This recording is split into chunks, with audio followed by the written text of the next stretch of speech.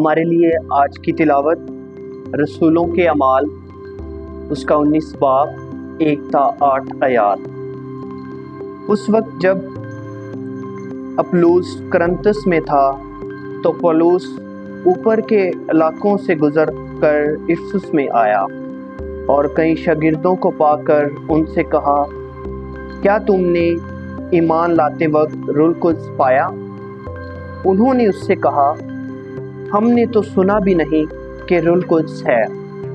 اس نے ان سے کہا کہ پس تم نے کس کا بپتسمہ پایا؟ انہوں نے کہا کہ یوحنا کا بپتسمہ۔ پولس نے کہا، یوحنا نے لوگوں سے یہ کہہ کر توبہ کا بپتسمہ دیا کہ جو میرے پیچھے آنے والا ہے اس پر یعنی یسوع پر ایمان لانا۔ انہوں نے یہ سن کر خداوند یسوع مسیح کے نام کا بپتسمہ لیا، اور جب پولس نے ان پر ہاتھ رکھے تو روح القدس ان پر نازل ہوا، اور وہ طرح طرح کی زبانیں بولنے اور نبوت کرنے لگے، اور وہ سب تقریباً 12 آدمی تھے۔